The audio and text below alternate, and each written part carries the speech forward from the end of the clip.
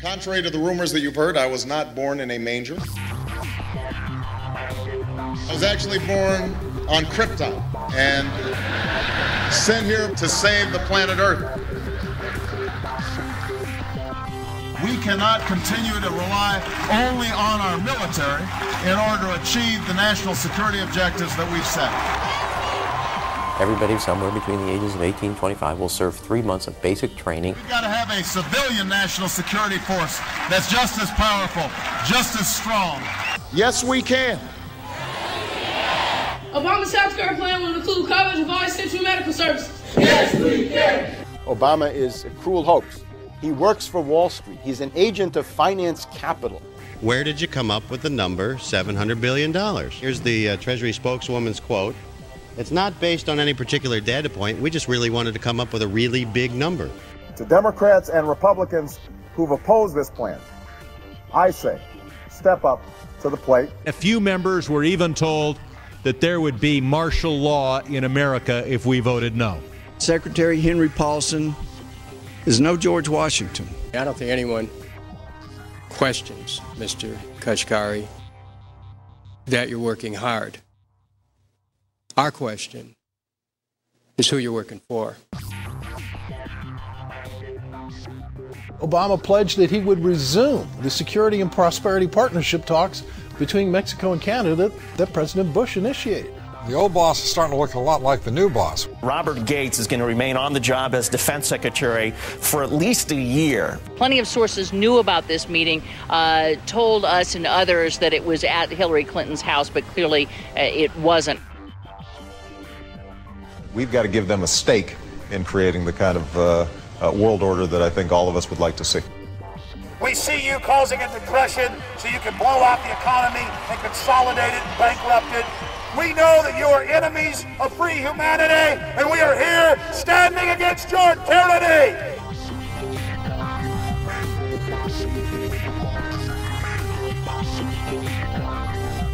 The Obama deception. The truth strikes back.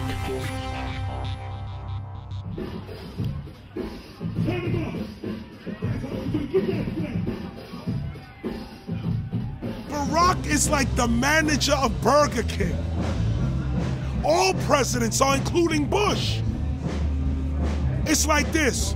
When your fries are cold, if your burger is not done right, you go back to Burger King, America, or your government, and you say, my burger's cold.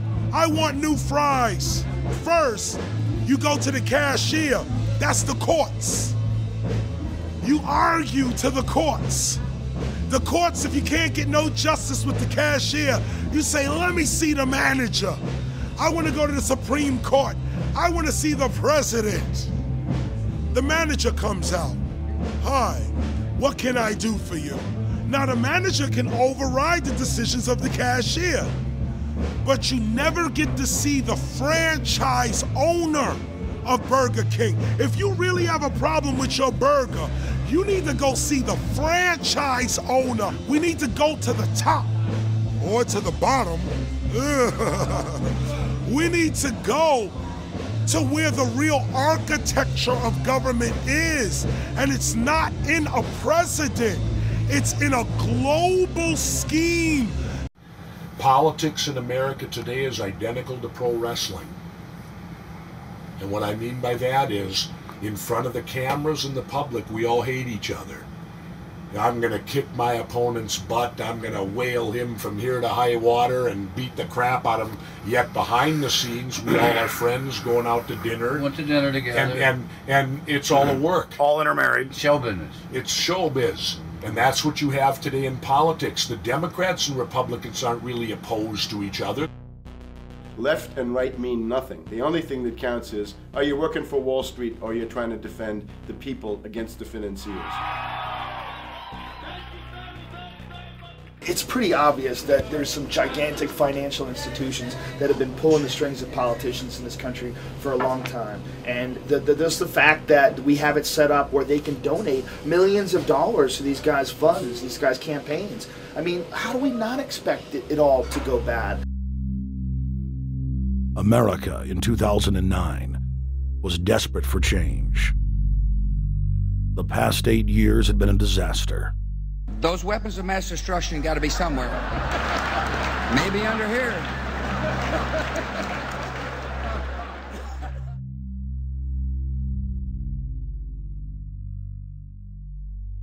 George W. Bush, who had claimed to be a conservative, had tripled the size of the federal government, shredded the Constitution, and destroyed the image of the United States worldwide. Nope, no weapons over there. Endless wars, over 1 million dead Iraqis, and more than 5,000 dead U.S. troops. The Patriot Act, warrantless domestic wiretapping and spying, the end of Posse Comitatus, the rise of the treasonous North American Union, a deepening recession sliding towards total economic collapse. These factors and other abuses had the American people in a state of panic for their future and the very existence of the United States. The elite were in trouble. The people were beginning to see through their facade, past their front man, and to the ruling elite behind the throne. For the first time in U.S. history, both parties were universally hated. Congress had a 9% approval rating. The globalist agenda had stalled. And then, onto the scene came a man who promised change. Change we could all believe in. Barack H. Obama promised to end the war and bring our troops home fast. He pledged to uphold the Constitution and to stop the federal government from spying on the American people. Candidate Obama told American workers that he was going to get them out of NAFTA and GATT, and he's already breaking those promises. In this film, we will prove that Obama says one thing and does another, and that he works for the very same elite interests that Bush served, the very interest engineering the financial collapse and formation of a dictatorial world government. This film is not about left or right. It is nonpartisan. Our past documentary films are among some of the most damning indictments of George W. Bush and his administration that have ever been made. If humanity has any hope of effecting real change for the better, it will not come from the Madison Avenue false reality makers who have cast Barack Obama as the savior of the world. To alter our course from tyranny to liberty, to defeat the corrupt elite, we must get past the puppets and confront the real power structure of the planet. Now we can see a new world coming into view. A world in which there is the very real prospect of a new world order. Webster Griffin Tarpley is an accomplished geopolitical analyst and historian. Among his scholarly works are the unauthorized biographies of George Herbert Walker Bush and Barack Hussein Obama. Since Bush the Elder made his speech at the United Nations back in September of 1990 talking about the New World Order, I think I've become confused about what's actually going on in the world.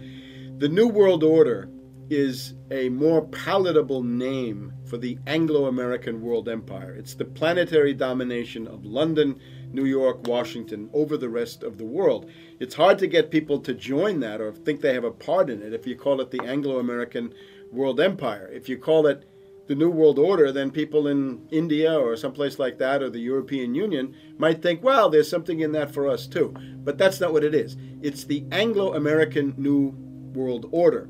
It's really the old world order. It's the British Empire morphing into the American Empire. The U.S.-British world empire is what you're going to get. Combines of powerful men have always battled with each other over the levers of power. Gerald Celente is recognized as one of the world's foremost trends forecasters and is the founder of the Trends Research Institute. People that are knowledgeable know that the fight that this country has been waging since its inception is for the central bankers not to take over the country. And that's why people like Andrew Jackson were elected. And that's why people revere people like Thomas Jefferson and others. The takeover has happened, and it's a corporate takeover. Agents of the Bank of England attempted to assassinate President Andrew Jackson on multiple occasions because of his resistance against a private central bank being set up in the United States. And it was something that Abraham Lincoln warned. And this is, by the way, why I believe he was assassinated. This is the Lincoln quote.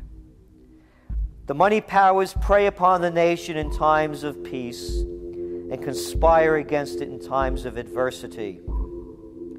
It is more despotic than monarchy, more insolent than autocracy, more selfish than bureaucracy. I see in the near future a crisis approaching that unnerves me and causes me to tremble for the safety of my country. Corporations have been enthroned. An era of corruption will follow, and the money power of the country will endeavor to prolong its reign by working upon the prejudices of the people until the wealth is aggregated in a few hands and the republic is destroyed. Wall Street has killed Main Street." So I know how unpopular it is to be seen as helping banks right now, especially when everyone is suffering in part from their bad decisions. I promise you, I get it. Up until about the Kennedy assassination and the beginning of the war in Vietnam, the United States is a very powerful engine for world progress. It's the assassinations, the Kennedy assassination, and the others in the 1960s, the beginning of the Vietnam War, and the beginning of the absolute domination of the Wall Street group over every other interest. Nobody else counts except the Wall Street money masters. That has now made the United States into no longer a force for progress, but something very different, often a force for destruction in the world. The military-industrial complex has taken over the country along with the Wall Street gang. If you look also at the people that Obama has put on his appointments list, it's all Wall Street. It's government of Wall Street, by Wall Street, and for Wall Street. There's nobody from heavy industry. There's nobody from the auto sector, nobody from Silicon Valley, nobody from big oil, nobody from defense, no labor, no women, no retirees, no small business, nothing. It's pure Wall Street. The only people who have a voice in Obama's councils are Wall Street finance oligarchs. That's all there is. Nobody else counts for anything under Obama. It's the most extreme Wall Street administration we've ever had. Before his death, President Woodrow Wilson apologized to the public, regretting that he had been deceived by a group of international bankers and the country's financial system had fallen into their iron grip via the Federal Reserve Act of 1913. Whether sought or unsought by the military-industrial complex, the potential for the disastrous rise of misplaced power exists and will persist. Dwight D. Eisenhower, he warned the people that the military-industrial complex was taking over the country. Only 3 years after leaving office, President Eisenhower's prophetic warning concerning the threat posed to our system of government by the military-industrial complex came to pass. President John F. Kennedy had enraged the entire elite network. Now, Kennedy was brought in as somebody who was expected to be a puppet. It was thought that his pro-Nazi father, Joseph P. Kennedy, the bootlegger, the speculator, would guarantee that Kennedy would be obedient to the establishment. They thought that Kennedy was a sex maniac who could be manipulated through all of this, but it turned out that through his personal suffering, Kennedy had discovered a personal sense of himself which went beyond just being a puppet, and he began to think about things like economic recovery, world peace, having a space program, making deals with the Soviets, cutting the Federal Reserve down to size, and a whole series of other things. Executive Order number 11110, signed by President Kennedy, began the process of abolishing the private Federal Reserve. Kennedy was also pushing for real civil rights reform and had begun the process of pulling the troops out of Vietnam. The last time you had an actual president was Kennedy. The oligarchs took swift and decisive action. When John Kennedy attempted to take the government back from the robber barons, he was brutally murdered. The message to future U.S. presidents and leaders across the world was clear: do as you're told or die. John Fitzgerald Kennedy was the last true president of the United States. And until the globalists are removed from power, we will never have another real one. The other thing about the American presidency you've got to remember is that this is a puppet post. It's automatically going to be a puppet post. The idea that Obama is somebody who's going to come in and exercise real authority when he's obviously been chosen and given everything that he's got by these financiers. Presidents are now little more than corporate pitchmen who take all the political heat, while the controllers remain in the shadows, safe from public scrutiny. Hip-hop icon KRS-One is not just known for selling millions of albums. He has led a tireless crusade against youth violence and has been a strong voice for human rights. If they controlled it before, what makes you think they're not controlling it now? The country was on a verge of revolution. They threw a black man up. Now we like this. They give him the money, they give him the bundling, they give him vote fraud, they give him the media whores, they give him goons, they even have elected officials making threats to put people in jail if they criticize Obama in public. All of this is the mark of a puppet. And that means that he is a puppet, actually more of a puppet than anybody else, more of a puppet than Mrs. Clinton would have been, even more of a puppet than McCain. He's the maximum puppet that we've had certainly since Jimmy Carter. They put a black face on the New World Order, and now we all happy. KRS ain't buying it. In the real executive power structure, the president serves the military-industrial complex. It's self-owned by the international bankers. If there's a revolution, the population just throws out the prime minister or president. The elite stays in power because the public is never aware of who the real enemy is. In Evian, France in 1991, standing before the Bilderberg Group, the apex of the world government power structure, David Rockefeller defined the New World Order as a system of world government serving the international banking elite. For decades, the banker-owned media would attack anyone who dared to warn the public that a dictatorial world government was being constructed right under their nose, and that national sovereignty was being deliberately destroyed. And now, after years of denial, the media and the elite themselves are proudly announcing that not only is world government real, but it is the answer to the financial crisis that they carefully engineered.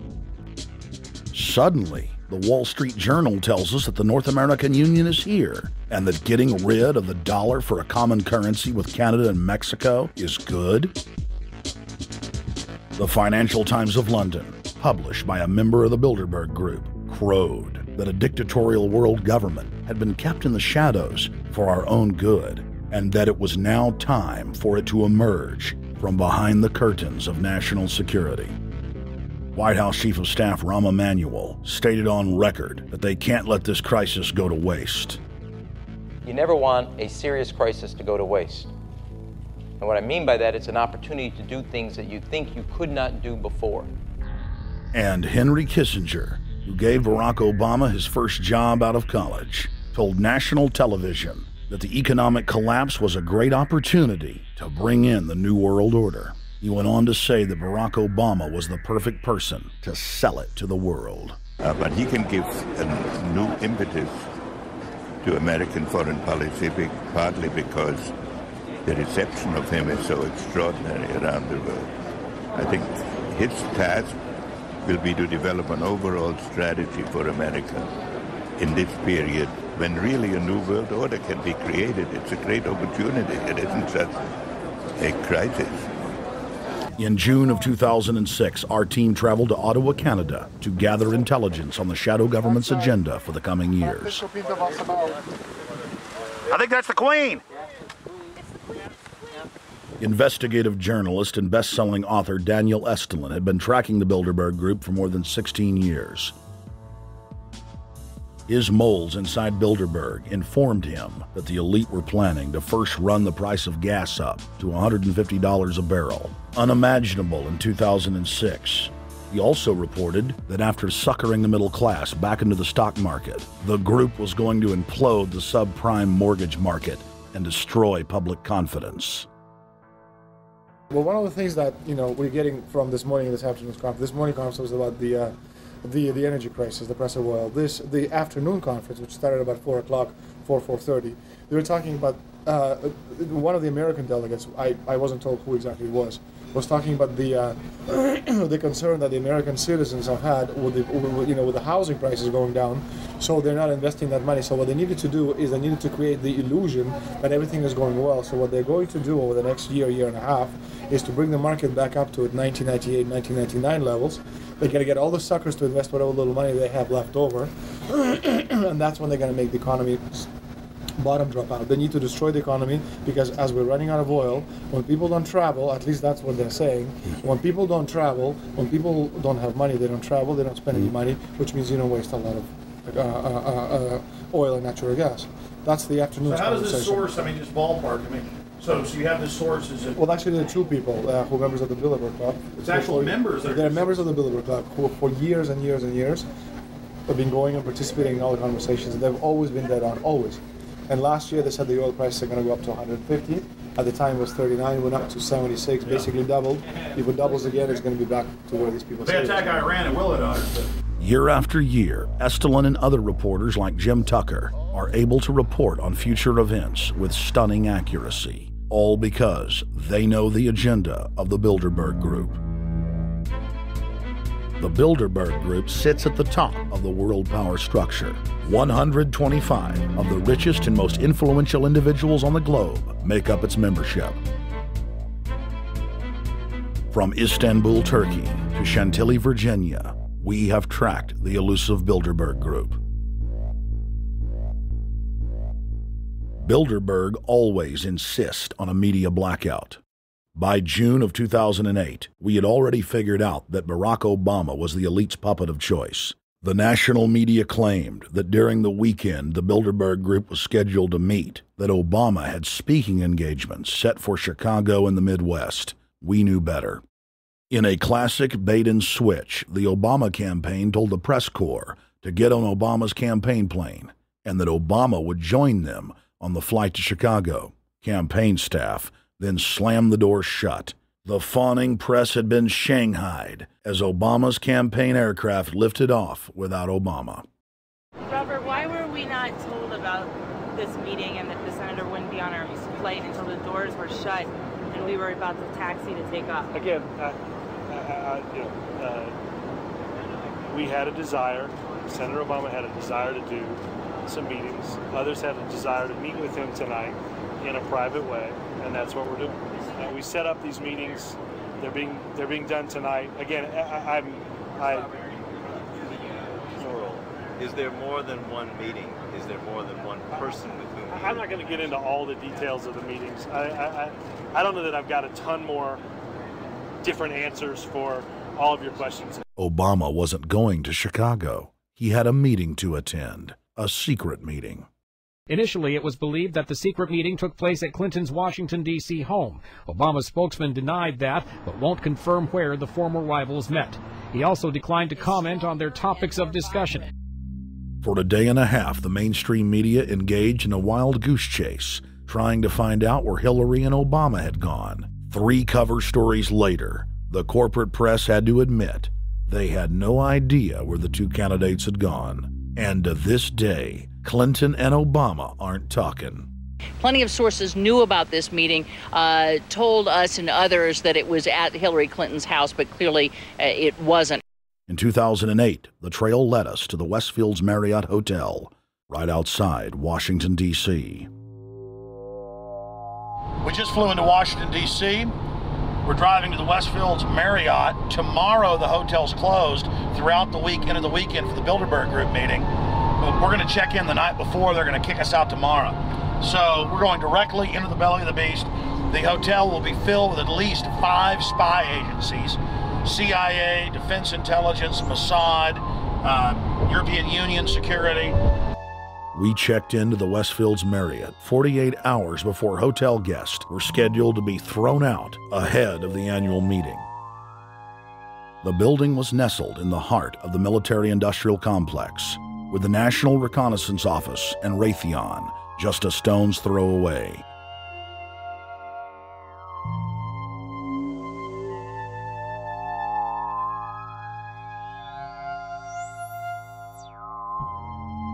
The plan tonight is to try to not get arrested, dodge the security, get in there, get some footage of the elite arriving in the morning, because some arrive before they officially lock it down, and then getting out of the building.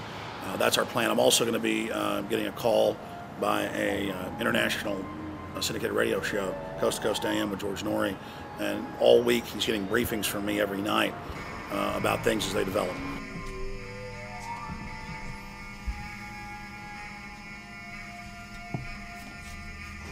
George, we're sitting here in the room. As the phone rings with your producer, Tom Danheiser, to put me on, the fire alarm goes off. So everybody is exiting the building. I know this is a setup. They timed it exactly when this happened. Open the door. I want them to hear the fire alarm. Open the door.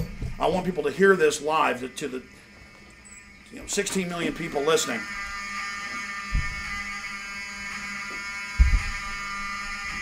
George, do you hear that? Now, they're going to use this as an excuse. The Westfields Marriott, right outside D.C. in Chantilly, they want to use this to flush us out of here. They're very upset. Everybody that covers Bilderberg, I was detained 2 years ago, interrogated, screamed at. They said Bilderberg was upset about me, wanted to stop us. This is guaranteed. Everywhere we go, we're followed. We have another hotel across town as a base of operations. They were there questioning us, getting in our faces.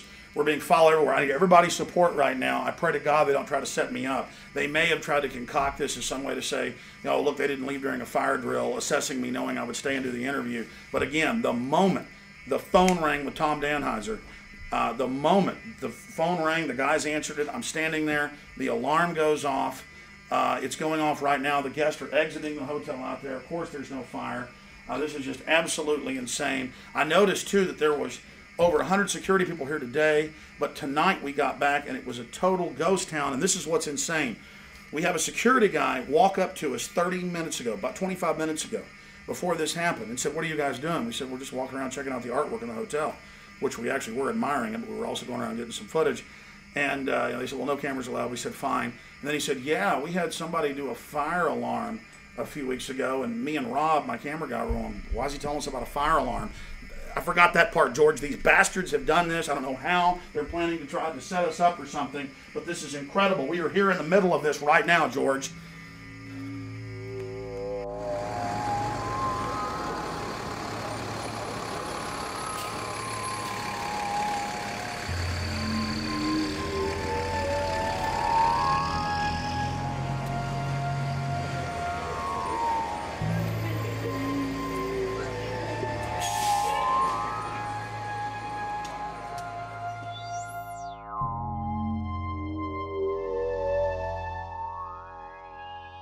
There you go. Stay there. Keep it locked.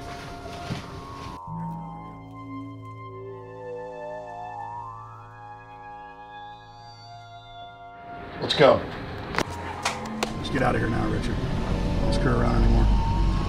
We got out of here on exactly the right time. Is this the way out? Yeah.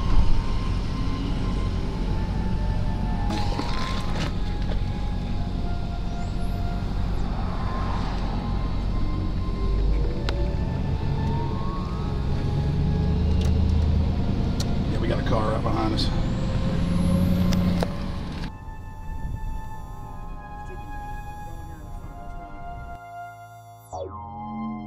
We made about, what, 5 turns and 6 turns, the same car's following us.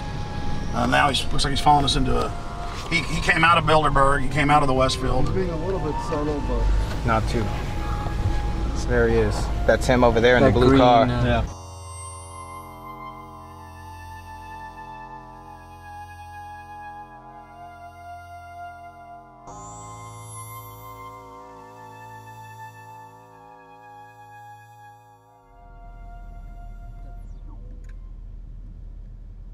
We're headed back to the Marriott here in Chantilly, Virginia, the scene of Bilderberg 2008. We successfully infiltrated the last day and a half inside, got out with some great stuff. We've been tailed, and now we're going back to cover the dignitaries, the elitists, as they arrive. And right now is the prime time for them to start arriving for the next 3-4 hours. We took about a 30-minute break. I'm sure we missed a few, but it doesn't matter. Because we've got scores of people that just organically are listeners, info warriors that are out here taking action. Taping us.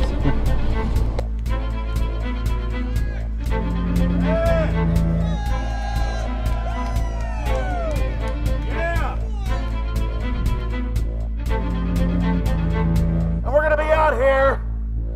next 3 days, while you try to chart the future of our destiny, we're taking our destiny back. You're not our gods or our masters. We witnessed at least 7 convoys of armed Secret Service entering the Westfield's Marriott, and internal sources confirmed that both candidates did attend at least one meeting inside the conference. While the Bilderberg Group was 100% successful in 2008 at keeping their name out of the mainstream media, they did not fare as well when it came to the exploding independent press. During the entire 2-day event, anti-New World Order protesters and alternative media encircled the hotel. You are being exposed everywhere! From David Rockefeller, from John Edwards, from Bill Clinton. Your game of secrecy is over! You're gonna pay! Get him! It's up close! You piece of trash! This is Bernanke, man! Bernanke, you're going down!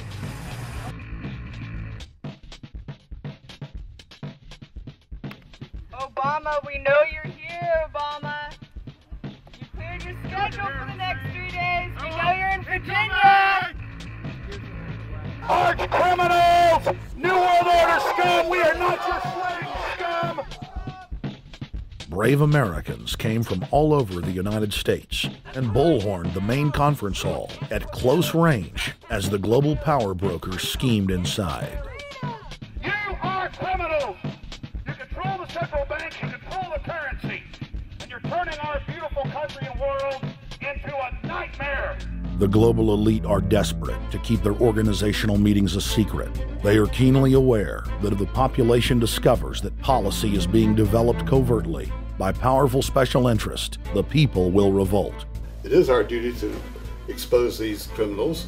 It's a criminal act under federal law for federal officials to have private meetings to discuss world policy with non-federal workers. So everybody from the State Department, Treasury Department, White House, Defense Department, and others who show up, as they always do, they're committing a criminal act simply by being here to attend a secret meeting with officials from other countries to discuss U.S. policy in the world. So literally it's a criminal act. And every newspaper, every broadcaster has a patriotic duty to expose these scum and the evil they project. The election primaries served as a great diversion, while the true future course of the nation was being set behind closed doors. You've got, obviously, the Bilderberger Group, founded by the former Nazi Prince Bernhard of Holland. You've got the Trilateral Commission, founded by David Rockefeller's Zbigniew Brzezinski. They're the ones who ran the Carter administration. Everybody in the Carter administration, from Carter and Mondale and Volcker and Brzezinski, were all members of the Trilateral Commission. Founding member of rap sensation Public Enemy, Professor Griff, gave us his view of the Obama phenomenon. Barack Obama's been given a pass by the Blue Bloods. He's been given the okay by certain secret societies for them to let him in. I truly believe imperialism and fascism needs a facelift. And that facelift is going to have to be black. And the reason why I believe that, simply because I think they're trying to go into Africa. Well, they're already in Africa. But they want to totally control all the natural minerals that they're going to need to carry themselves into the 21st, 22nd, and 23rd centuries. You follow me? So I think they have to go through a phase of galvanizing the masses of dark-skinned people that truly believe that change needs to come, but the change that they're talking about is not necessarily change for the better as far as the masses of the people. It's probably a better change for them. It's not going to change for us, the little man on the totem pole. And no one looks at the agenda. As long as he positions himself right, have the right tie on, have the right smile, repeats the slogans over and over and drives it home, the average American is just going to swallow it hook, line, and sinker. And we don't even know what the agenda is. Writing in his 1964 book, With No Apologies, Senator Barry Goldwater said, The Trilateral Commission is intended to be the vehicle for multinational consolidation of the commercial and banking interest by seizing control of the political government of the United States. The Trilateral Commission represents a skillful, coordinated effort to seize control and consolidate the four centers of power: political, monetary, intellectual, and ecclesiastical. What the Trilateral Commission intends is to create a worldwide economic power superior to the political governments of the nation-states involved. As managers and creators of the system, they will rule the future. Bilderberg issues executive decisions and prime directives to its subdirectorates for implementation. The Trilateral Commission takes the Bilderberg Group agenda and executes it through regional roundtable groups throughout Europe, Asia, and the Americas. The Council on Foreign Relations serves as the managing roundtable group in the United States sector. The Council on Foreign Relations has dominated every administration since the days of FDR. The way in which they make policy and rule is that they are a polycentric oligarchical system. You have to be a finance oligarch. Remember, this is not a society ruled by generals, not by priests, not by bureaucrats, not by demagogues, none of those, but by bankers. Bankers rule, and the bankers set up these institutions. They set up things modeled on the Royal Institute for International Affairs, Chatham House, and the Milner Round Table of the period right after the Boer War, so even before World War I. You had the British setting up these round tables, institutes with publications and conferences, and this is how they make policy. Upon Obama's inauguration, members of the Bilderberg Group, Trilateral Commission, and CFR flooded into every position of power in the executive branch, replacing Trilateral Commission and CFR members who previously filled the positions during the Bush administration.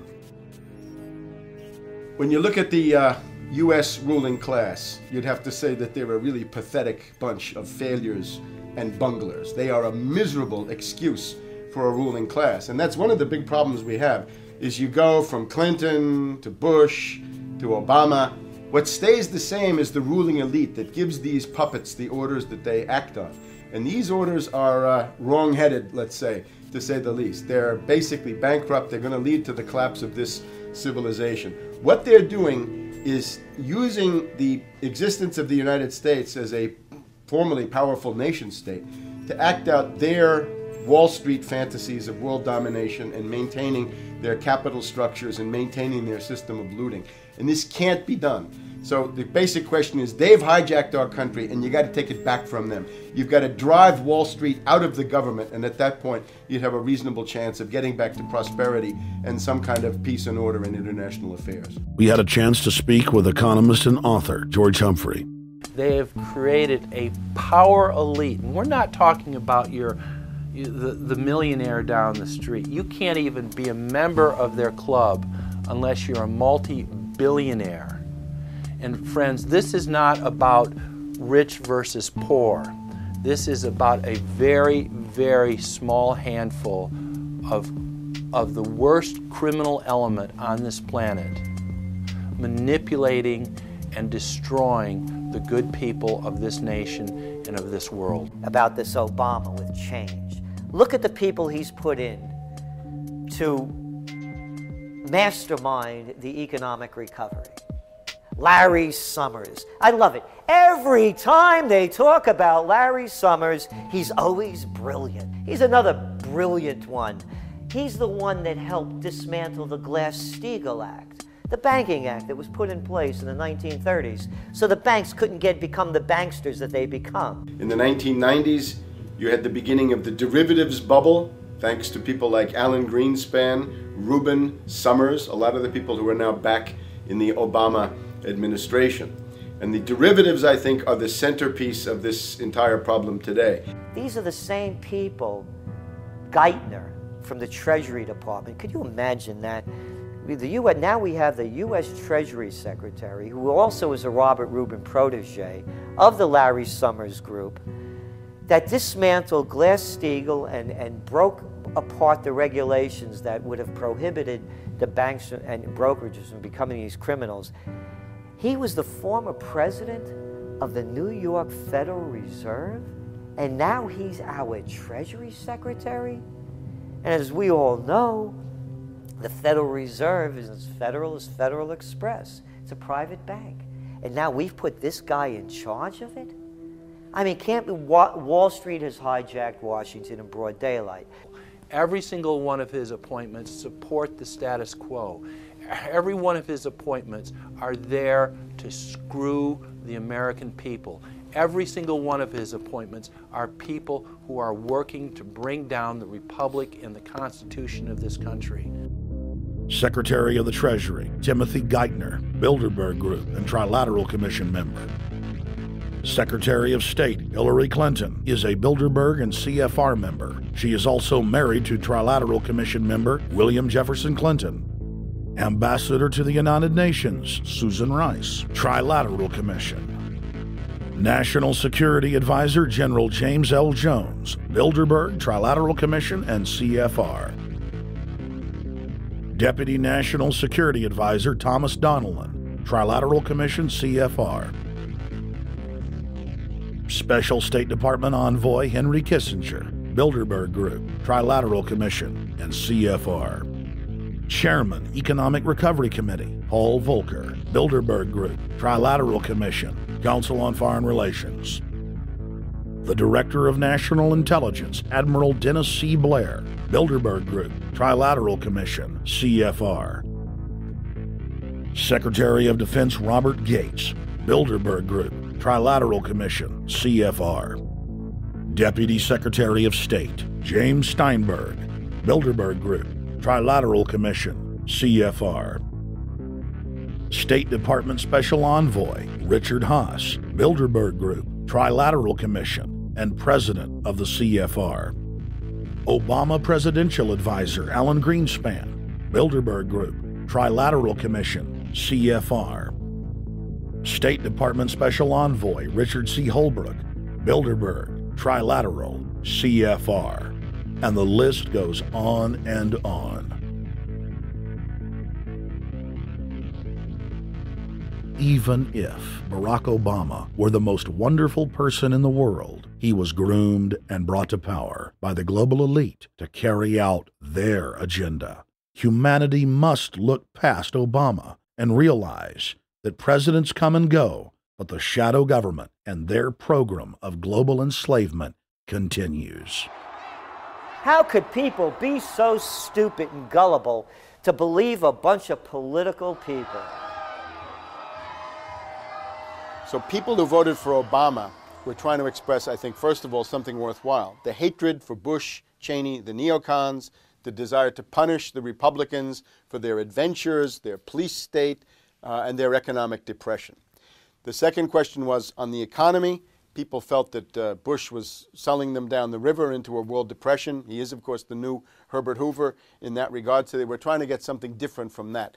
The tragedy, of course, is, and this is really why Obama was groomed and prepared over a period of almost 30 years now, that Obama is there to frustrate and to deceive all of those hopes. Obama is a cruel hoax. He's a bogus sham.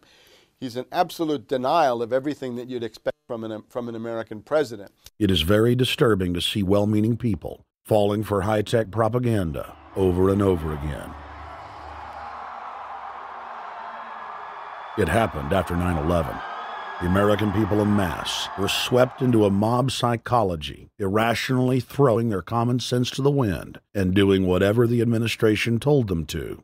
The general public eventually caught on to the fact that George W. Bush was a deceitful thug and that the economy was in freefall.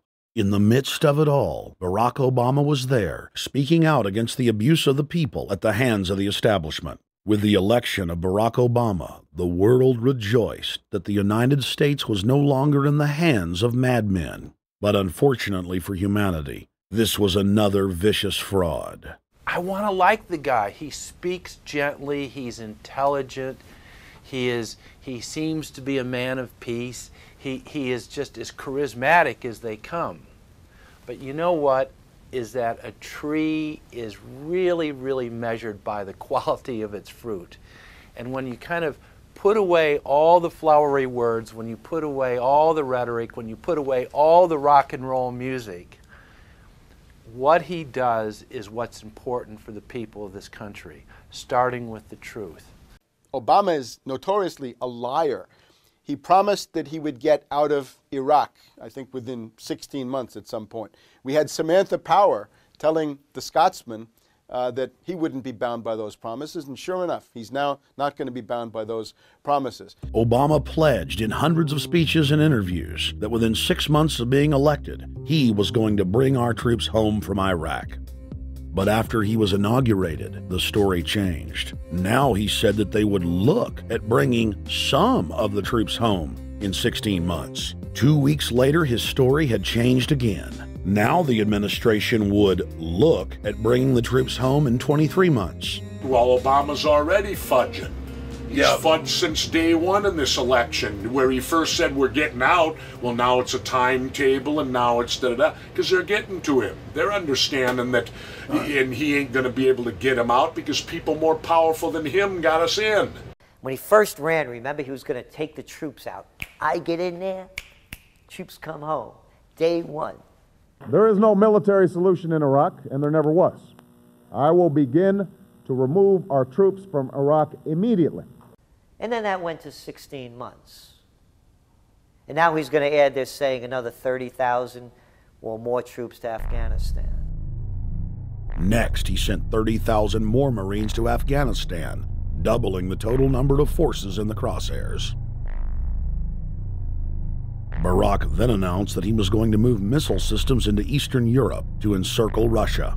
But after all, what should we expect after he kept Bush's Secretary of Defense Robert Gates? The outcome of this policy is if you're constantly meddling near the Russian borders with these fascist creeps, IMF, NATO agents like Yushchenko of Ukraine, or Saakashvili or Georgia, or these Kaczynski twins in Poland, or various collections of people in Latvia, Lithuania, Estonia, you're tied to these gangsters, and if they decide to start a war, that rapidly escalates into thermonuclear World War III. This is worse than the neocons. Bush and Cheney never got as far as Brzezinski, Soros, and the other people running Obama. Barack Obama swore that he would vote to repeal the Patriot Act, but then he voted for its reauthorization. Obama decried the Bush administration's illegal warrantless wiretapping of the American people. Then he voted to legalize it. Obama pledged that he would filibuster any attempt to give retroactive immunity to the telephone companies, the telecom companies, except he then turned around and voted for that bill. Most people don't know, for example, that he voted to reinstate the Patriot Act and more government wiretapping. Candidate Obama told desperate factory workers in speech after speech that he was going to renegotiate NAFTA and GATT to make it more fair for American workers. It is absolutely true that NAFTA was a mistake. But then his campaign was caught sending out memos to top corporate leaders, telling them not to worry and that it was just campaign rhetoric. We had Obama saying, you know, I'm against free trade. I don't like NAFTA and all those free trade sellouts. We had Austin Goolsbee going to the Canadian diplomats and saying, don't mind him. He's just popping off. That's just election era rhetoric. Doesn't mean anything. Presidential candidate Barack Obama was publicly criticizing the North American Free Trade Agreement in a bid for votes, but privately telling Canadian officials not to worry about it. He said that he was going to bring us peace in the Middle East. He said that he was going to bring us transparency and a balanced economy. He said that he was going to not have lobbyists. He said he was going to clean up government. He said he was going to work for the environment. And point by point by point, within the first month of his inauguration, he has lied and deceived and cheated the American people.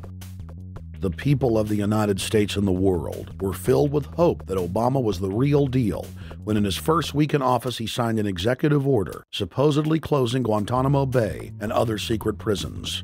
Then the press actually had a chance to read the executive order and were shocked to find that the executive order only said that Obama was thinking about closing Guantanamo in a year.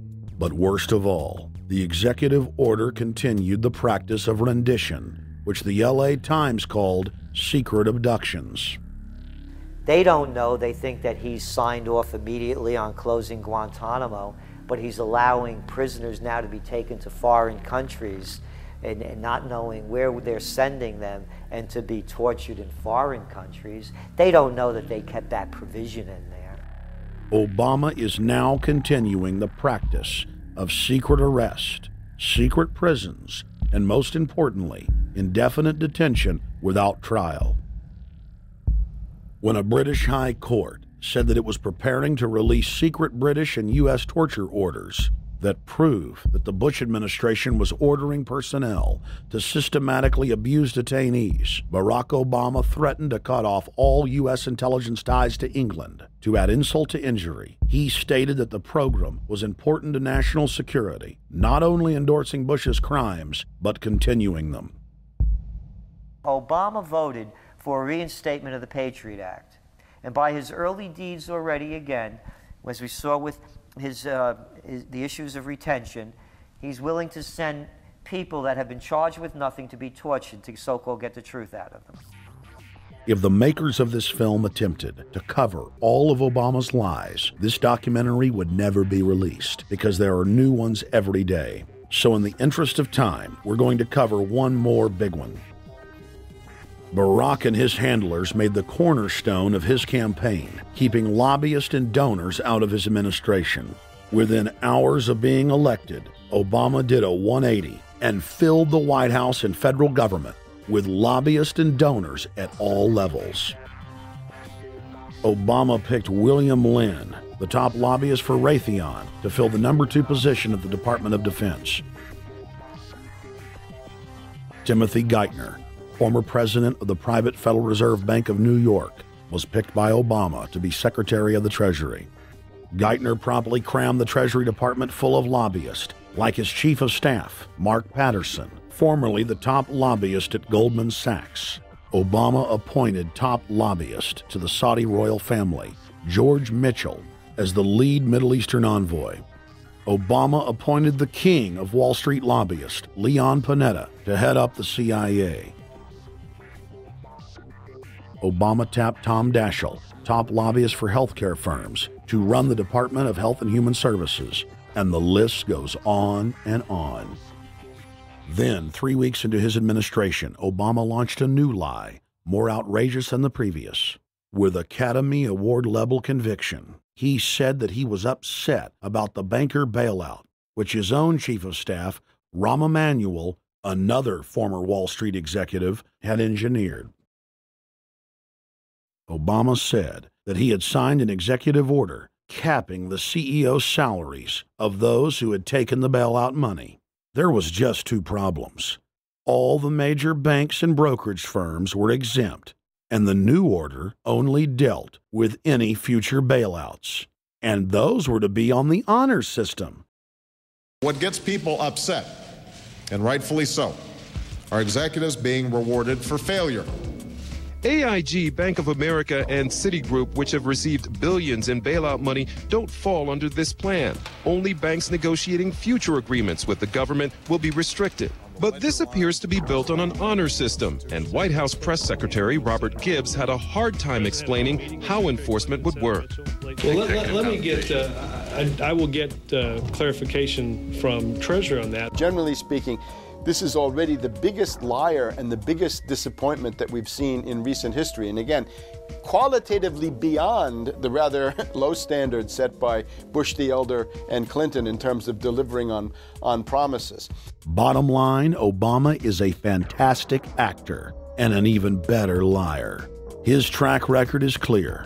He has done the opposite of everything he told the people he would do.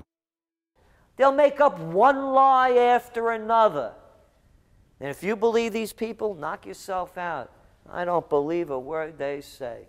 Within 1 month of the passage of the first banker bailout bill, the press reported that over $5 trillion had just disappeared out of the U.S. Treasury. By December, the amount of money that had been stolen had reached $8.5 trillion. The leadership of both political parties circled the wagons and would not discuss where the money had gone. Enough, man! In the Fed! In the Fed! In the Fed! Informed Americans protested the private Federal Reserve System at all 38 of their regional governorship offices.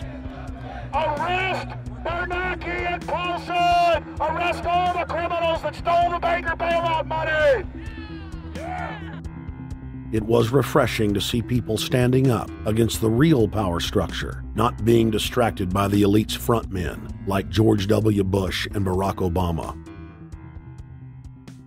We traveled to Dallas, Texas to cover We the People taking on the real enemy. Hey, I want to talk to the workers up there on the parapet, the ones smoking cigarettes that just jumped back. You're with the American people, we know that, but understand, ask the workers inside. You're not in a federal government building, you're in a private Federal Reserve that uses that name as a fraud. That'd be like if my first name was Federal Reserve Jones. I'm still not the federal government. I'm not a federal agency, but if I said my name was Federal Reserve, I could go out and pay off politicians and get them to allow me to get into power so I could issue the currency and credit, and then I could buy up the world. That's what these criminals have done. A lot of people think that the Federal Reserve is already part of the government. They're not. It's controlled by cliques of unelected, unaccountable bankers meeting in secret. Most of these people have never even been through the formality of a Senate hearing or a Senate confirmation. They claim that they're part of the U.S. government. They masquerade as if they were part of the U.S. government. But in reality, this is a purely private operation. Jackals, hyenas, raptors, all of them loyal, not to the American people, but to the Wall Street banks, which is where most of them come from. Everyone is pointing to Barack right now, President Obama, as saying, you got to get the economy together. You got to get the economy together. When in fact, the president has very little to do with the economy. It's the Federal Reserve Chairman that at least sets the policy. That's a privately owned company, the Federal Reserve Bank. They set the agenda. These guys are masquerading as a federal institution. They are a private banking consortium, and this is their front, their holding company. The Federal Reserve is not federal. It's a front for a private banking cartel. That's on record in congressional testimony, and they're the ones orchestrating the economic collapse we're seeing right now, so that's why we're here. While at the End the Fed rally outside the Federal Reserve Bank in Dallas, Texas, we spoke with Ron Paul's brother, Wayne Paul. 1913, the Federal Reserve Act was passed, floor of the House, where 3 members of Congress were on the floor. At that time, they only needed a majority of votes to pass it. So in 1913, the Federal Reserve Act was passed. 20 years later, 1933, under Roosevelt, the United States was declared bankrupt. And in 1933, the Federal Reserve private bank says, okay, USA, what are you going to pledge as collateral on the debt you owe me? What happened by 1936? Does anybody know? We instituted Social Security system, and you and I and our children and our children's children were pledged as collateral on the debt of our government to the Federal Reserve. And that's where we're at today. It took 20 years to make this country bankrupt, and since then, our government has operated under emergency powers of our government. It is not the president that makes the decision in this country. It's the Secretary of Treasury who turns around and is put in there by the Federal Reserve to manage the bankruptcy. We've been in bankruptcy ever since. So to print $700 billion and to give it away, how do they get away with it? The manager of the bankruptcy is told by the Federal Reserve this is the way to go. That's where we're at today. Yes, we should point out, Congressman Ron Paul now has a huge amount of sponsors for a bill in the House of Representatives to abolish the private Federal Reserve crime syndicate. In 1913, the money power of the country was taken away from the people. By constitutional privilege, it belongs with the Congress, but it was given up in the Federal Reserve Act. The Federal Reserve is no more federal than Federal Express, but yet it has the power to determine the direction of use of money in our economy. If we could take that power back and put the Federal Reserve under Treasury, we start to be in a position of being able to control monetary policy on behalf of the United States people. The Federal Reserve is totally private, and Alan Greenspan 2 weeks ago on PBS on Lair NewsHour said on record that they are above the law, the Congress, the President, everyone. No court can do anything. We run America. What is the proper relationship, what should be the proper relationship between a chairman of the Fed and a president of the United States? Well, first of all, the Federal Reserve is an independent agency, and that means basically that there is no other agency of government which can overrule actions that we take. So long as that is in place and there is no evidence that the administration or the Congress or anybody else is requesting that we do things other than what we think is the appropriate thing, then what the relationships are don't frankly matter. Notice what Greenspan is saying. Greenspan is saying the Federal Reserve is beyond the law. And in reality, they are in practice beyond the law. Nobody, as far as I know, has ever audited the Federal Reserve. One of the first things we ought to do when we nationalize the Fed is go in there and find out the audit. Who stole money? Who engaged in corruption? There's a whole series of people going back to Volcker, to Greenspan, to Bernanke, and so forth.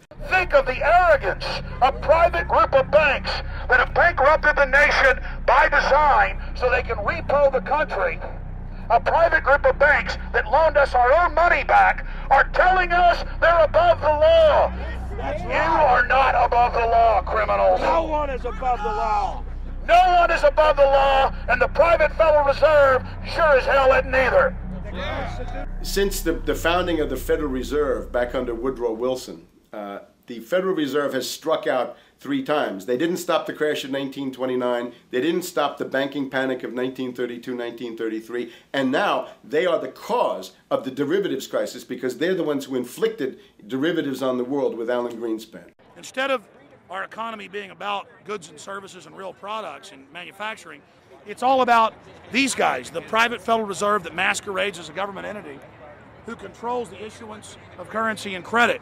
They're the ones that have cut off the liquidity in the market. They told us have a debt-based economy. Then they cut it off once they get us under their thumb and implode the economy so they can consolidate it.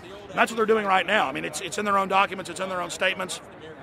They claim, give us unlimited power, give us trillions of dollars with the Baker bailout bill that's already $5 trillion, not $850 billion as they say. And we'll get the economy going, but they're hoarding the money and buying up other banks that aren't part of the Federal Reserve, buying up insurance companies, buying up roads, infrastructures, media empires, defense contractors. What the banks do is they implode an economy by cutting off credit, and then once things really fall to a low, and they know the low because then they buy everything up and start then putting more money back into the economy, and then they build it back up. So they build us up and then shear us, build us up and shear us. And they're getting ready. All over the world, they're always shearing some country, imploding it. Comes out in their own IMF and World Bank documents. That's just the foreign arm of the same cartel. And these are the people who claim to be the saviors of the economy, the people who have created every important crisis in the past 100 years, the Federal Reserve. So it's illegal, it's unconstitutional, and it's a failure. And I think the failure is what everybody can see right now. Yeah, what they do is they make you think Clinton's evil in running things. Then, oh, Bush will save us. And then, oh, Bush was evil. Now we'll be saved by Barack Obama, but he's just a puppet. But as we get deeper into this phase, when they implode the economy, they have all the money and all the control. But they also like to pose as the savior. So Obama is meant to be the savior during the Depression, and he'll save us with a 1 million person, he said, is bigger than our military, domestic spy force, a 3 million person environmental spy force. So giving people these jobs to be government bureaucrats and spies to go out and manage the other 290-something million Americans. And so this is classical fascism. The communists also do it. Any vertically integrated command and control authoritarian system does this. So they're openly following what the same group of banks did in Germany, Russia. It's in the Communist Manifesto to have a private central bank. because the private central bankers actually wrote the ideas that they had Marx and Engels put out. People go, well, why would the banks want communism? It doesn't exist. They rape us, they consolidate us, they put us into work brigades, they make us slaves, and they say it's a people's paradise. Look at it, boy, you're really doing good. And then they transfer all the wealth of the nation offshore. The globalists are outside all the nations. That gives them safety, and they play countries off against each other. And so that's what we're facing and dealing with. And so they're bringing in classical, hardcore tyranny in the U.S., but we have the internet. We've grown our numbers. The alternative media's exploded. That's what they're trying to move in to shut down and regulate and tax the web, but it's too late for them. They're playing in the 19th century, 20th century rules. It's 21st century, the century of resistance to tyranny. And so it's going to be one hell of a fight with the people and free humanity on one side and the New World Order on the other. And every one of you out there counts, needs to be involved in this fight like nothing you've been involved with before, because this is life and death. Everything depends on exposing these people. Everything depends on showing the people that this is the New World Order, this is the criminals.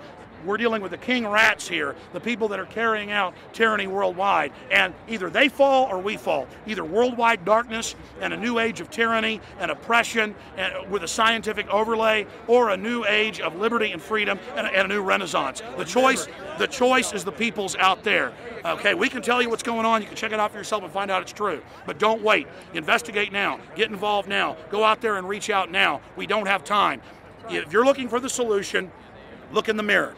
Look right into the mirror, because you out there, men, women, old, young, black, white, doesn't matter. It's going to be up to you if they win or if liberty succeeds and the people have a chance of having any future. These are cold-blooded eugenicists. These are cold-blooded people who think they're God, think that they're our masters, that think that we're animals. These are the guys that funded Lenin and Stalin and Hitler and Mao. These are the guys, it's all on record, that bankroll this stuff. They are hardcore vicious, and they must be resisted.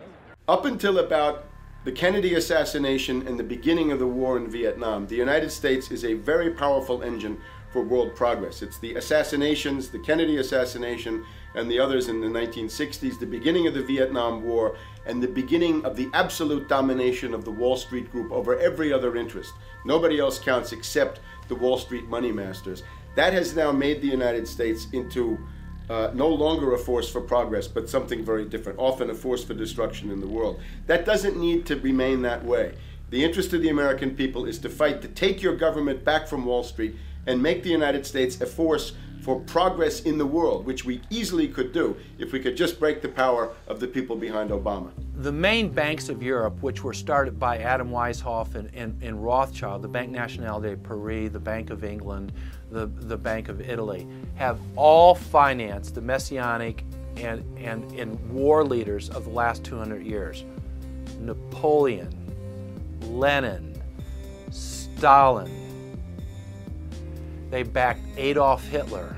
They backed Franklin Delano Roosevelt. And they are backing right now Barack Obama. The banking cartel had established a beachhead in 1913 through the Federal Reserve Act. In 1947, they set up a parallel shadow government through the National Security Act. From 47 on, the national security state began the long process of absorbing federal and state bureaucracies, while at the same time undermining the constitutional power of Congress and dominating the executive branch. By controlling the issuance of currency and credit, the private Federal Reserve was able to buy up most of the Fortune 500. And if a company wouldn't sell, the bankers would unleash federal regulators to run them out of business. Private central banks in Europe, the United States, and England took taxpayer money and loaned it at over 30% interest to third world nations. The bankers would then bribe the leaders of those countries not to pay back the loans. Their third world puppets would sign agreements stating that when the country defaulted, the banks would be given all the natural resources and infrastructure of the once sovereign lands. But worst of all, the countries would pledge future taxes paid by the people in perpetuity as profit to the private banks. By the year 2000, there were few nations that had not fallen to the designs of the money power. The globalists were now ready to start their final phase of world government takeover. the destruction of the Western nations' economies. To carry out their final takeover, they first removed banking regulations like the Glass-Steagall Act in the late 1990s. This allowed their front companies to issue unlimited credit to the world and to set up colossal Ponzi schemes, the likes of which the world had never seen. The scams were advertised by the controlled corporate media as completely legitimate. Because of the fantastic returns, private investors, corporations, state and local governments invested heavily. They had taken the bait, hook, line, and sinker. To destroy confidence, in late 2007, the bankers themselves began to badmouth the scams they had created. Next, the central bankers cut off the tsunami of fiat money that they had been using to pump up the bubble. When Congress and the public refused to write the finance oligarchs a blank check, the bankers began to engage in financial terrorism. They said that the world would go into another Great Depression unless their demands were met, further destroying confidence. The stock market instantly had its biggest one-day loss in history, but even that wasn't enough to force Congress to capitulate to the offshore banks. Senator Inhofe of Oklahoma and Congressman Brad Sherman of California, amongst others, told the world that the entire Congress had been threatened with martial law by the White House and the Treasury Department if they didn't pass the so-called banker bailout bill. The only way they can pass this bill is by creating and sustaining a panic atmosphere. That atmosphere is not justified. Many of us were told in private conversations that if we voted against this bill on Monday, that the sky would fall, the market would drop 2,000 or 3,000 points the first day, another couple thousand the second day, and a few members were even told that there would be martial law in America if we voted no. That's what I call fear-mongering. Unjustified. The final version of the bill was kept secret from the Congress until minutes before the vote on October 3, 2008. The Federal Reserve had promised total transparency, that every dime would be accounted for. To Democrats and Republicans who've opposed this plan, I say, step up to the plate. Let's do what's right for the country at this time, because the time to act is now.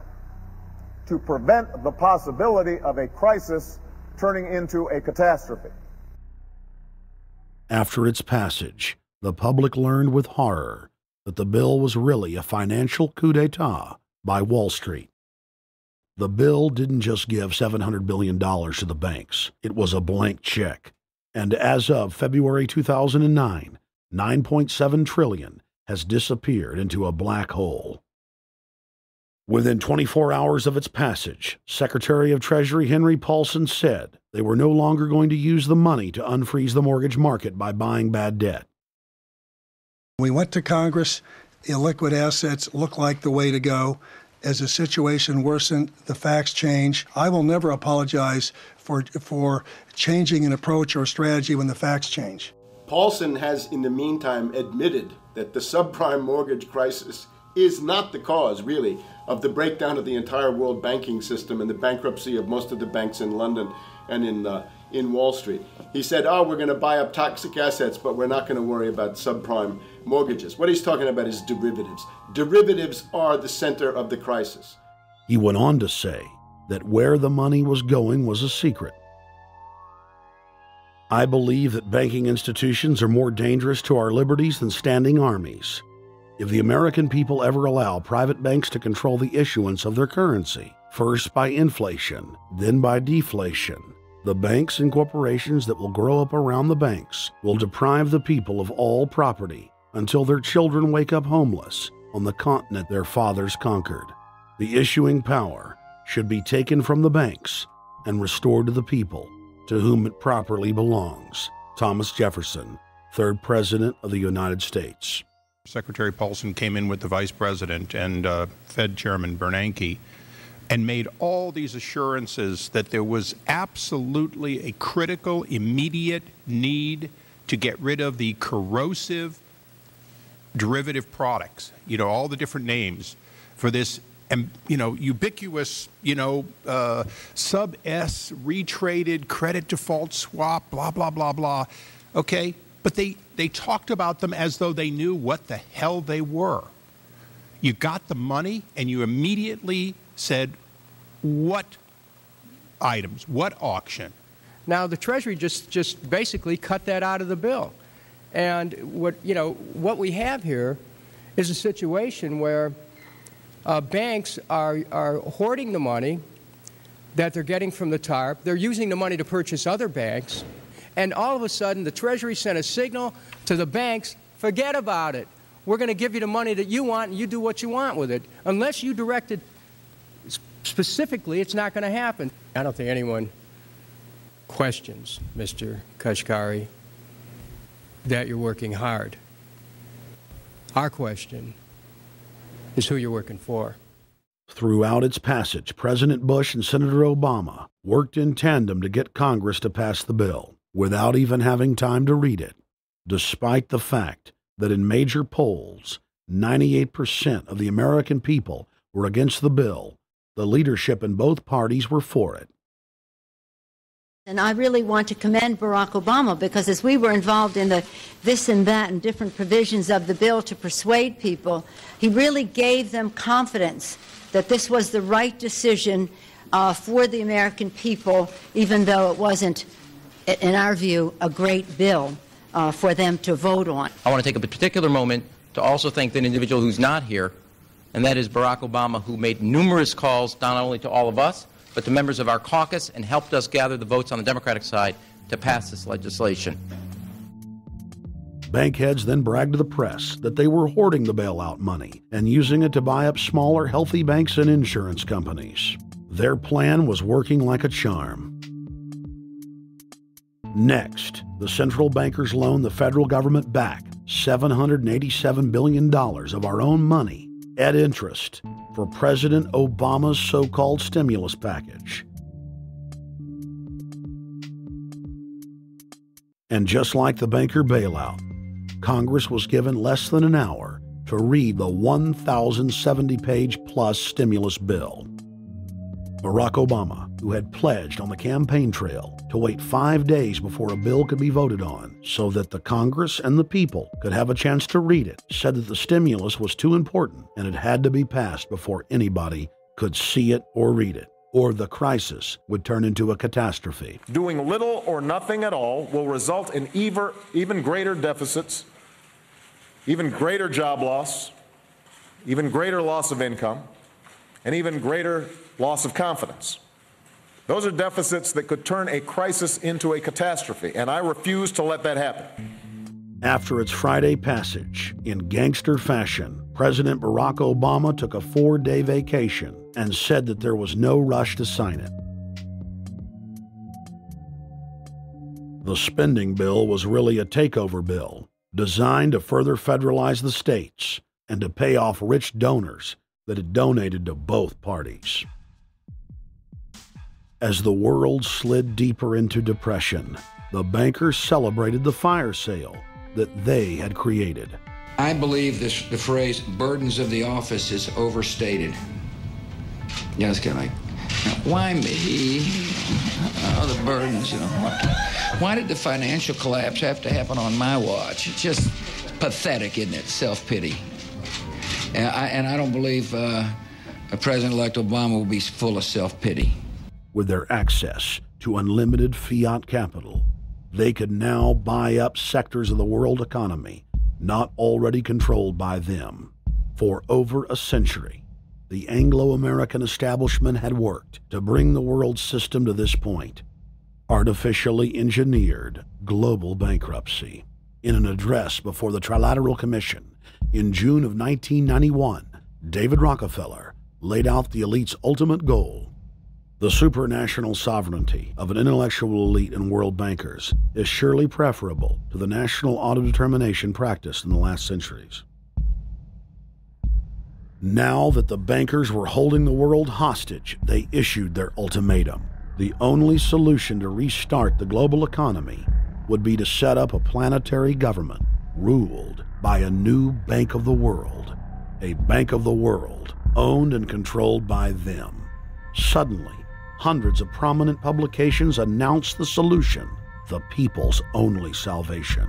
Time magazine, in an article titled The New World Order, said that the new super bank would control the world's currencies and set interest rates, and that the new bank would, quote, knock the heads of bad countries like the United States. At a meeting of central bank heads and finance ministers dubbed Bretton Woods II, the plan for world government was unveiled by the very bankers that had engineered the collapse. Formerly sovereign countries would now pay their taxes directly to the banking cartel. Hundreds of new carbon taxes, controlling every facet of human activity, would only be the beginning. Now, all the elite had to do was to sell the public on accepting the final phase of their takeover. And it's Obama's job to sucker the public into standing down so the bankers' agenda can move forward unhindered. Never before in U.S. history has the media gotten behind a president like they are behind Obama.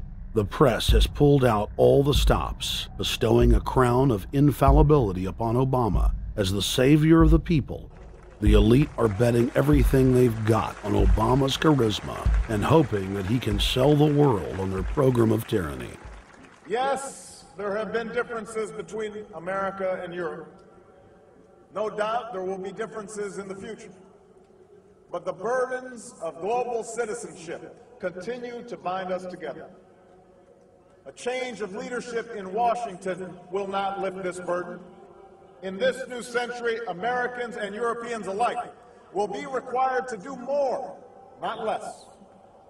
Partnership and cooperation among nations is not a choice. It is the only way. We've got to give them a stake in creating the kind of world order that I think all of us would like to see. In truth, Obama is not simply continuing George W. Bush's policies. He is radically expanding them. I thank President Bush for his service to our nation. This film has documented the painful fact that Barack Obama's agenda is the complete opposite of what he has claimed it to be. Now we will reveal what Barack Obama and his controllers' true agenda is. Number 1. Bring the United States under the complete regulatory control of a private offshore superbank known as the Bank of the World. More than 100 new taxes are now being developed under the umbrella of curbing greenhouse gases. The new taxes will be paid directly to the private bank consortium. At the producer level, taxes will be paid on farm animals' flatulence. At the consumer level, there will be carbon taxes on all forms of meat, beef, poultry, pork, and fish. All cars will be fitted with satellite tracking boxes that will tax driving by the mile. And an added tax will be placed on all fossil fuels, including motor oil and natural gas. All plastic products will have a carbon tax added. Outdoor space heaters and fireplaces are to be taxed. All electricity produced by coal-powered plants will be taxed. Under the cap-and-trade system, citizens will be forced to pay taxes on thousands of products to private cap-and-trade services owned by Al Gore and other elitists. There will be taxes on light bulbs, water, trash pickup, air travel, train travel, bus, ship, medicine, steel production, mining, clothing, laundry, asphalt are just a few of the new taxes to be levied. But to truly transform our economy, to protect our security and save our planet from the ravages of climate change, we need to ultimately make clean, renewable energy the profitable kind of energy. So I ask this Congress to send me legislation that places a market-based cap on carbon pollution and drives the production of more renewable energy in America. That's what we need. The notion of anthropogenic global warming is a fraud. In other words, the idea that the planet is getting warmer and that human activity is somehow responsible is a pseudo-scientific fraud. It's a big lie. It's a monstrosity. Remember the Nazis, they had race science, race hygiene. They said Aryan blood is different from any other kind of blood. This was, of course, idiocy, a fantastic piece of nonsense. Today, we got something similar. Global warming caused by human activity, and the answer to that is carbon tax plus cap and trade, according to the wishes of Al Gore, Prince Charles, and basically the entire world banking community, the world oligarchy. What they're trying to do with that is to perpetuate the current system where bankers rule the world, financiers rule the world, and the rest of us get the crumbs from the table. But remember, if you try to put on cap and trade and a global warming carbon tax with the idea that you're going to save the polar bears, what you're going to do is destroy human society. You're going to cause genocide on a massive scale. The deaths will be measured in the hundreds of millions and indeed in the billions. Just the idea of global warming means that there'll be no development for Africa, no development for the poorer parts of Southeast Asia, and no world economic recovery of any kind ever in our entire lifetime. So it's important to expose and fight the pseudoscientific fraud of global warming. One more point about this. You don't need a climatologist to know that this stuff is a fraud. I'm a historian. I can tell you, in the last 1,000 years, we had a period of very warm temperatures called the medieval warm period, where all kinds of grapes and semi-tropical stuff was growing very far into the northern hemisphere. That was about 1100, 1200. It happened to correspond with an all-time maximum of sunspots. Right now, we can say that we're going into another maximum period where there'll be some warming, but we're well within the limits of the medieval warm period. About 1600 to 1650, there was an ice age in northern Europe. The North Sea was filled with ice. The German and Dutch ports and the English ports were filled with ice. That corresponds to an all-time minimum of sunspot activity, the Spörer minimum and the Maunder minimum. So this has largely got to do with solar activity. We can see that other planets, not just the Earth, are warming slightly as a result of increased solar activity. But we're well within the minimum. So what the oligarchs claim to be an open and shut scientific case is a piece of pseudo-scientific nonsense, and it should be rejected. Number 2, the social engineers are fully aware that the Obama craze will wear off quickly, so they are racing to put in place the most oppressive police state control grid in human history. 20,000 battle-hardened regular Army troops are now being deployed to patrol the streets of the United States. FEMA is now building giant camps in every region of the country, and the Congress has introduced bills like the National Emergency Centers Act, H.R. 645, which merges local governments and the police under federal control. And as we all know that have watched these things, they're ready for the riots.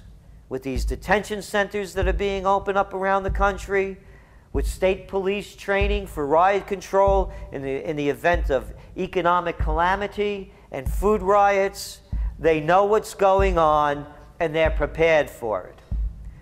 So people better also prepare for it themselves. Anyone that's not prepared for what's going to happen, they deserve what they get, because there's enough information out there pointing to the problems, and they should take all precautionary actions. Next, Obama ordered the Defense Department to issue DoD Directive 1404.10, establishing a 1 million person civilian army under his control. Simultaneously, Obama launched usaservice.org. The new website deceptively masquerades as a federal agency, but in reality is a recruiting tool building a separate, completely private army outside of government that takes orders directly from Obama's controllers. Barack Obama has refused to rescind Presidential Decision Directive 51, signed by George W. Bush. The directive plainly states the president is a dictator and that Congress is ceremonial.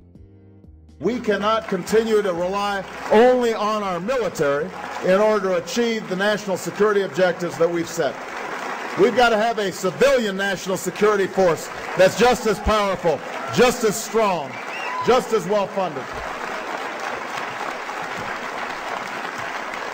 President Obama and his Chief of Staff, Rahm Emanuel, have repeatedly stated on the record that all Americans below the age of 64 will be forcibly conscripted into federal service. Citizenship is not an entitlement program. It comes with responsibilities. Everybody somewhere between the ages of 18 and 25 will serve 3 months of basic training and understanding in a kind of civil defense. Now, it doesn't always have to be service in uniform. One of the things that if you talk to our generals, they are desperate for is a civilian counterpart to our military forces. So is this compulsory then? Well, you have to, in a sense, it's required of everybody, 18 to 25, 3 months, and at some point at that point you do it. Obviously, I'm not going to say perfect legislation. We'll work that process through. Or you could do it during a college summer, or you could do it after high school. If you have a demagogue with a fanatical mass movement of personality cultists who is imposing the program of a group of extreme bankers and finance oligarchs, that's fascism. Obama's transition site, change.gov, proclaimed that middle school and high school students will be forced to serve the federal government. Fascism is gutter up, streets up, hooligans, thugs, fervently idealistic students, swarming adolescents, just the kind of thing you see around Obama. The way you get a population to enslave itself when the police and the army are no longer enough to do that. So I think that's if you're a left liberal, it's time to open your eyes to that. All young Americans between the ages of 18 and 24 will be conscripted into a paramilitary domestic security force. If Obama has his way, adults and seniors will also be forced into other forms of service for the betterment of the homeland. Number 3, disarming the American people. Obama operatives in the Congress have introduced more than 10 bills that would end the Second Amendment as we know it. H.R. 1022 would allow the new Attorney General Eric Holder the dictatorial power to ban any gun he wishes at will. In 2008, before the Supreme Court, in the D.C. gun ban case, District of Columbia versus Heller, Holder argued for the complete disarmament of the American people and that only the military should own firearms. H.R. 257 would ban all youth shooting sports, including YMCA and Youth Olympic shooting clubs. H.R. 45 would force all gun owners to undergo federal psychological screening, registration, and testing to keep their firearms. White House Chief of Staff Rahm Emanuel has proposed the extrajudicial banning of any American on the fraudulent no-fly list from owning any firearm. That is, if you are on the no-fly list because you are known as maybe a possible terrorist, you cannot buy a handgun in America. Over 25,000 Americans are added each month to the no-fly list, which numbers over 1 million people who have not been charged or convicted of any crime. It's a case of mistaken identity for a 5-year-old boy from Normandy Park. He had trouble boarding a plane because someone with his same name is wanted by the federal government. King 5's Mimi Jung is live at SeaTac Airport to explain. Mimi. Lori, it's hard to believe that a 5-year-old could be considered a threat, but that's exactly what happened here at SeaTac last week when Matthew Gardner showed up for a flight to LAX. As 5-year-olds go, Matthew Gardner is about as harmless as you can get. But when he and his mom checked in for their flight at SeaTac last week, Matthew was considered the criminal. If you're on that no-fly list, your access to the right to bear arms is canceled because you're not part of the American family. You don't deserve that right. There is no right for you if you're on that terrorist list. And even though this Matthew Gardner is only in kindergarten, TSA workers still conducted a full-blown search. They searched all of our belongings. They took everything apart piece by piece. Nadia Counter says it wasn't easy being treated as a possible threat to national security. I picked up my child to give him a hug and tell him, you know, it's okay, we're doing fine. And they reported to me that I was not allowed to touch him. He was a security risk, and they had to re-search me to make sure that I had not obtained any materials from him. Number 4, massive restrictions on the First Amendment guarantee of free speech. The President, Congress, and the FCC have announced plans to not only curtail speech on talk radio and newspapers, but to also regulate speech on the Internet to the Orwellian-named Fairness Doctrine. The Obama machine is also pressuring Congress to pass draconian hate speech laws that will eviscerate the First Amendment. Number 5, they plan to further federalize health care so that the government can dictate what kind of care citizens receive. Modeled after the British system, this includes rationing care and restricting what procedures the handicapped and elderly are eligible for. Number 6, Obama is already pushing to expand the Department of Defense budget and to station more U.S. troops overseas to encircle Russia, China, Iran, as well as setting up bases in Africa under the pretext of humanitarian aid, and dominate and occupy Africa through AFRICOM. So we're taking your phone call, seeing what you think of Barack H. Obama. Is he a Judas goat? Is he a front man? Is he a betrayer? Let's go to Anthony in Georgia. Anthony, what's your take on Barack Obama? They put the face of Barack Obama as part of their public relations because it's like in the old folk tales about vampires. A vampire cannot force his way into somebody's house. It's against some kind of metaphysical law. So the vampire has to persuade the resident of the household to open the door and invite him in.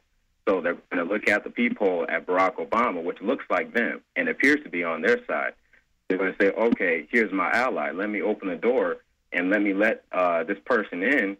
And then Barack Obama is just, of course, a front man for the American empire, where he's going to have the entire U.S. Navy, the entire U.S. Army, and the entire U.S. Marines under AFRICOM command. And, of course, he's going to turn it into a new Iraq, and he's going to turn it into a new Afghanistan. Every operation that you see going on in Iraq and Afghanistan is going to propagate to the poor countries of Africa. And well, sir, I agree with you. They're looking to the people. They see a handsome, smiling African face. You know, he's all, hey, I'm from Kenya. And then it's a total bait and switch. But it's the same thing here in the United States where they would get sellout Native American chiefs to sell out their people. This is the oldest trick in the book. And he can also pacify the most downtrodden minority groups in the United States. And he's saying, hey, get ready for sacrifice. Get ready to lose your standard of living. They're like, yay, I love Obama. They could never get away with this with a John McCain. Obama basically does a couple of things. One is, again, this idea, kick the Chinese out of Africa. Kick them out of Sudan where they get oil. Kick them out of Zimbabwe where they get raw materials. Start a civil war in Congo, another big source of raw materials. Al-Qaeda, an arm of the U.S. intelligence community, is now active in Algeria, Tunisia, Morocco. You've got a destabilization going on in Kenya around Odinga. That's Obama's cousin. This is a guy who has two children. They're Obama's niece and, nephew in a broad sense. And one of them is named Raul, and the other one is named Winnie, after Winnie Mandela, who did the necklacing and political assassinations in South Africa. So this Odinga is essentially a CIA destabilizing operation in Kenya, and he's got a Odinga Islamic Alliance to crush the Christians in Kenya, but this also reaches into Ethiopia, it reaches into Uganda, Congo, Tanzania, and a whole bunch of other countries in that region. So all of Africa is a battlefield in flames between the U.S. and the Chinese, with Obama leading the charge to kick the Chinese out for geopolitical reasons. Number 7, radically expand federal control over family farms and ranches through the Animal ID and Premises ID system. Number 8, accelerate the merger of the United States with Canada and Mexico under the Security and Prosperity Partnership. He is also accelerating the transfer of remaining federal authority to unelected quasi-governmental bodies like the World Trade Organization. Number 9, Obama must convincingly play the part of the president and convince the people of the United States that the buck actually stops with him. This is critical to the globalist master plan because in 4 to 8 years, Obama must take the blame, as Bush did, for the New World Order's horrific agenda. At that point, the elite will put a new puppet in the ceremonial seat of power and build him up as the savior, only to tear them down again. And so the process is repeated over and over. For their program to work, it is essential that the people not learn that the presidency is now nothing more than theater. Because if they did, the people would stop looking at the pawns and start looking for the king. Through this system of deceit, the elite's criminal agenda can continue forever because the people waste all of their political energy debating the media spectacle instead of investigating the globalist agenda. Number 10, it's Obama's job to sell the public on globalist policies that aren't in the people's best interest. But the overlords have many salesmen. His most important function is to protect the criminal oligarchs from prosecution while they loot the economy worldwide, start new wars, and engage in torture. They're called Generation O, and they were the key to Barack Obama's White House win.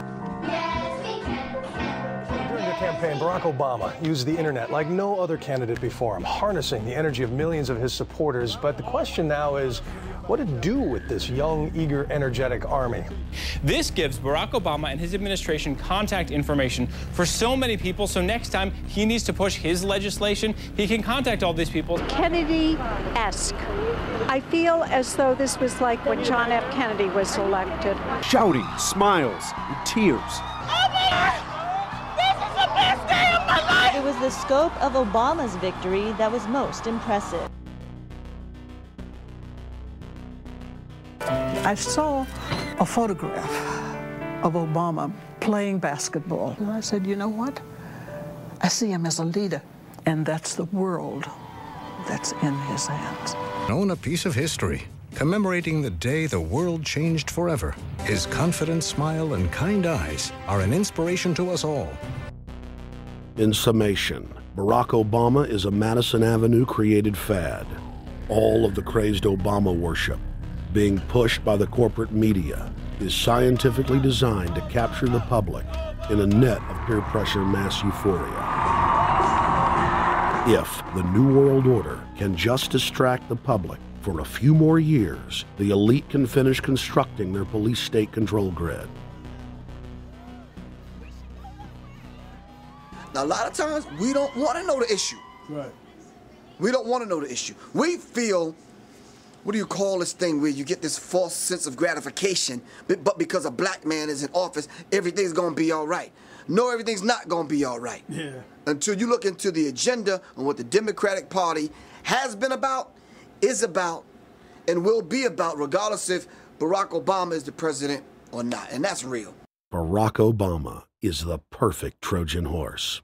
He makes the people feel like they finally have a place at the table, even as he betrays them. I won't have to worry about paying my mortgage. Oh, it's such a blessing to see you, Mr. President. Thank you for taking time out of your day. Never in my life would think that this would ever happen. Sadly, many Obama supporters can't see what's right in front of their faces because they've already invested their very identity in this artificially created cult movement. Throughout history, it has happened over and over again.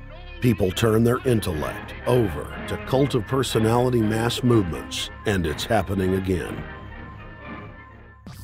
The evidence presented in this film is documented fact, and those that ignore what history has taught us do so at the peril of us all. As frightening as the information in this film is, there are many things we can do to stop the globalist agenda dead in its tracks. First, we expose the cult of Obama for what it is, a sad hoax. Next, realize that we are all being propagandized 24/7. Investigate all information for yourself, be it political parties, the media, or this film. Be aware of the tricks that the elite use, like the staging of false flag terror attacks and other crises. Rediscover the Constitution and Bill of Rights. Promote a culture of true liberty.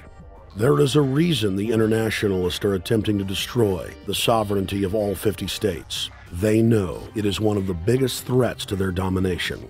The federal government has been completely hijacked by foreign interest, and more than 25 states have recognized this fact and are moving to block the New World Order at the state level by declaring their 10th Amendment powers. But most important of all, there is a huge awakening taking place in the United States and across the world against the globalist agenda. Free people everywhere are joining together and saying no to corruption and tyranny and no to world government. This is the center of endurance, and endurance is what wins wars. Not how many people you kill, but how long can you endure? George Washington lost almost every battle he had, but he endured. He out-endured the British, and that's how the battle was won, endurance. And each and every one of you watching this, every single one of you, is just as important as the people who were our founding fathers, as that you are just as important as the Sons of Liberty who met in the 1770s to philosophize about freedom, to philosophize about a republic, to philosophize about a truly free country with a republic. There's 1 billion people on the planet. It only takes one to change it. Are you the one? There may be everybody in your classroom bugging out. Your whole school may be on fire with kids wild and bringing guns at, but are you the one? Nature has a way of abundance. Nature puts out a lot of stuff looking for the one. So if you're gonna go along with the trend of let's just kill each other, let's disrespect each other, then you're part of nature's plan as well, to be part of just the excess.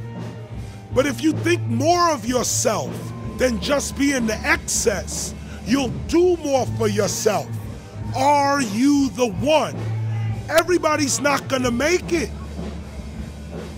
but you have an opportunity to save yourself. Well, we don't have to look back thousands or even hundreds of years to see how dangerous this present-day situation is. We can look back to Bolshevik Russia. We can see the takeover by the Bolsheviks talking about the people's revolution, talking about the positive change. And Lenin came in and then Stalin. The fact is that over 40 million Russians between 1925 and 1940, good Russians, people who were Christians, people who had their own businesses, people who were educated, they were exterminated because they had their own business, because they were educated, because they believed in God's law. We can look over at Germany. Germany was in a very, very terrible economic situation, and this very charismatic leader called Adolf Hitler comes in. He makes the roads good, and he promises a better life for the people. And within 10 years, you see a completely nationalized, centralized, dictatorial situation where millions and millions of people were exterminated. And then we can go to Maoist China. Mao came in, he promised change, he promised a better life, and within 5 years, 60 million Chinese were exterminated. They don't teach that. They don't teach that in the schools these days, and it wasn't that long ago. And I pray to God that this will not happen in the United States. And the way it won't happen is if you and your friends and all of us together take action to say no. This country is too precious. It's too wonderful. It's too good of a place to lay down as a victim. Greatness could arise once we break the shackles of the government that's holding us back. One thing America has more than any other country is an entrepreneurial spirit. One thing we have more than any other country is the ability to be innovators. You know, if I was born in Italy, I wouldn't be the trend forecaster I am today because I would have been locked into a culture of thinking one way. We have that freedom of expression and freedom of thought that could free us to create greatness again if Big Brother doesn't come down on us harder. Humankind is at a historic crossroads. The forces of globalism are marching towards absolute despotism. Look in the mirror. Count the cost. and decide, are you going to let history repeat itself? Or will you stand tall with freedom lovers everywhere and stop the completion of a world dictatorship?